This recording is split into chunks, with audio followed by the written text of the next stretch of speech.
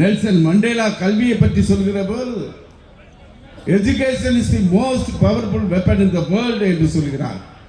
உலக சமுதாயத்தில் மிகப்பெரிய மாற்றத்தை ஏற்படுத்தக்கூடியது கல்வி என்று சொல்லி இந்த இந்தியாவில் இருக்கின்ற மாநிலங்களில் கல்வியில் சிறந்திருக்கின்ற மாநிலம் தமிழ்நாடு.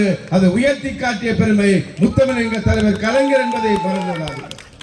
இன்றைக்கு இந்தியா முழுவதும் இருக்கின்ற பல்கலைக்கழகங்களில் ஒன்றிய அரசாங்கம் எடுத்துகின்ற அந்த கருத்து கணிப்பில் முதல் 100 இடங்களில் இருக்கின்ற பல்கலைக்கழகங்களில் தமிழ்நாடு முதல் இடத்தில் இருக்கிறது.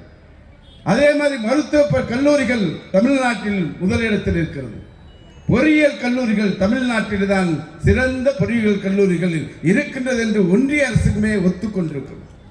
அந்த அடிப்படையில் இப்பொழுது இந்தியாவில் இருக்கின்ற மாநிலங்களில் கல்வியில் நம்பர் 1 மாநிலம் தமிழ்நாடு தான்.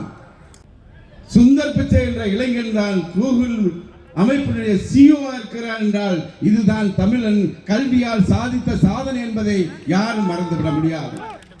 அப்படிப்பட்ட சூழ்நிலை இன்றைக்கு ஒன்றிய அரசாங்கம், ஒன்றிய அரசுடைய கல்வி அமைச்சராக இருக்கின்ற தர்மேந்திர பிரதான் நமக்கு வர வேண்டிய SSA திட்டத்தின் மூலமாக தமிழ்நாட்டில் பயன்பெறக்கூடிய 43 லட்சம் பள்ளி குழந்தைகள் பயன்பெறக்கூடிய அந்த 2152 கோடி ரூபாயை தர மறுக்கிறார்கள் என்றால் நாம் தயவு செய்து எண்ணி பார்க்க வேண்டும்.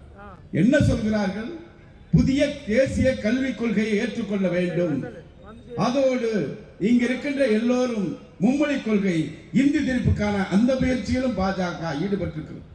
அதை தடுப்பதற்காகத்தான் தமிழ்நாடு முதலமைச்சர் அவர்கள் 2000 கோடி அல்ல 10,000 கோடி இருந்தாலும் மும்மொழி கொள்கைக்கு நான் ஆதரவாக கையெழுத்திட மாட்டேன் என்று சொன்ன இந்தியாவின் ஒரே முதலமைச்சர் தமிழ்நாடு முதலமைச்சர் தான். அப்படிப்பட்ட இந்த அநீதிகளை எதிர்த்துத்தான் இந்த ஓரணியில் தமிழ்நாடு இந்த முழக்கத்தை நாம் மேற்கொண்டிருக்கிறோம். குறிப்பாக நம்ம இந்த 4.5 வருஷத்துல பள்ளி கல்வித்துறைக்காக ஒதுக்கீடு செய்த நிதி எவ்வளவு தெரியுமா? 2 லட்சம் கோடி ஒதுக்கீடு செய்திருக்கிறார். இந்த ஆண்டு மட்டும் 46,167 கோடி ரூபாய் கல்விக்காக ஒதுக்கீடு செய்து அதிக நிதி ஒதுக்கியது பள்ளி கல்வித்துறைக்கு என்றால் கல்விக்கு தமிழ்நாடு முதலமைச்சர் தருகின்ற முக்கியத்துவத்தை நாம் அறிந்திருக்கிறோம். அதே வேளையில் ஒன்றிய அரசாங்கம் இந்தியா முழுவதும் 28 மாநிலங்கள் அதே போல 8 யூனியன் பிரதேசங்கள் ஒட்டுமொத்தமாக 140 கோடி மக்களுடைய இந்த தேசத்தை ஆளுகின்ற பாஜக பள்ளி கல்வித்துறைக்காக ஒதுக்கி இருக்கின்ற தொகை வெறும் 78,000 கோடி தான் என்றால் கல்வி நமக்கு கொடுப்பதற்கு அவர்கள் தயாராக இல்லை.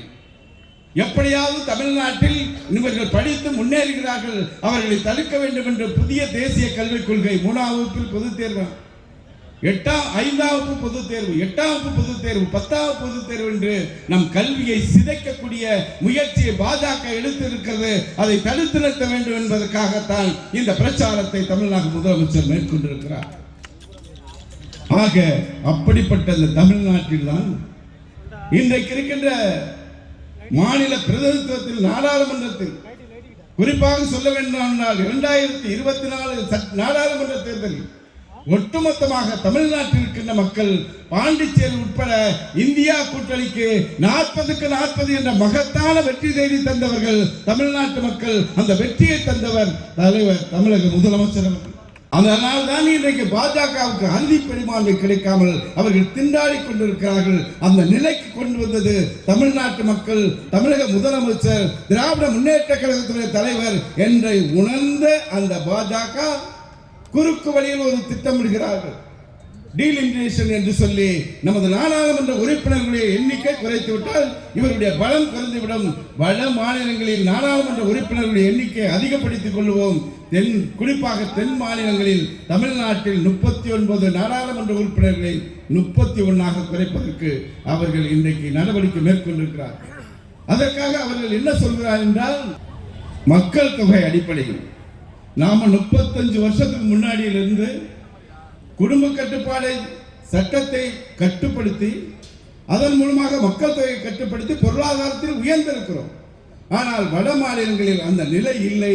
அதை காரணம் காட்டி தமிழ்நாட்டில் தென் மாநிலங்களில் நாடாளுமன்ற உறுப்பினர்களுடைய எண்ணிக்கையை குறைத்து விடலாம் என்று அவர்கள் முயற்சி எடுக்கிறார்கள். மக்கள் தொகை கணக்கெடுப்பு என்பது 10 ஆண்டுகளுக்கு ஒரு முறை எடுக்க வேண்டும். கடைசியாக 2011ஆம் ஆண்டு எடுக்கப்பட்டது. ஆனால் பாஜக ஆட்சிக்கு வந்தது 2014. இன்னைக்கு வரைக்கும் 2025 ஆச்சு. 2021 மக்கள் தொகை கணக்கெடுக்கப்பட்டிருந்தால் இந்த நிலை ஏற்பட்டிருக்கிறது.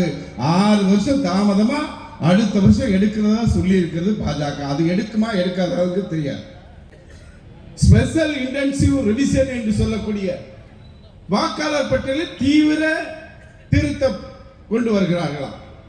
இதை பீகார்ல என்ன பண்ணியிருக்காங்க தெரியுமா? பீகார்ல உங்களுக்கு பார்த்தா இப்போ சர்வே நிலவரப்படி ஆட்சிக்கு வர முடியாது. நிலைமை ரொம்ப மோசமா இருக்கு.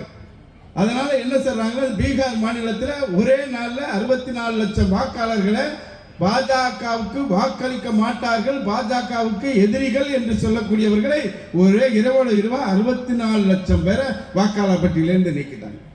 என்ன நிலைமை? நீக்கின உடனே இன்றைக்கு நமது காங்கிரஸ் கட்சியுடைய தலைவர் ராகுல் காந்தி வாக்கு திருட்டு என்ற பிரச்சாரம் பெரிய அளவில் இன்றைக்கு போய் கொண்டிருக்கிறோம். அதையும் தமிழ்நாட்டில் எஸ்ஐஆரை தமிழ்நாட்டில் கொண்டு வருவோம் என்று சொல்லியிருக்கிறார்கள். அதற்காகத்தான் நம் தமிழ்நாடு முதலமைச்சர் அவர்கள் 68,000 வாக்குச்சாவடிகளையும் நமக்கான முகவர்களை அனுப்பி திராவிட முன்னேற்ற கழகத்துடைய தொண்டர்கள் 68,000 வாக்குச்சாவடியில் பாதுகாக்க அறப்பணியை மேற்கொண்டிருக்கிறீர்கள். அதை மேற்கொள்ள வேண்டும் என்பதற்காகத்தான் இந்த ஓரணிகள் தமிழ்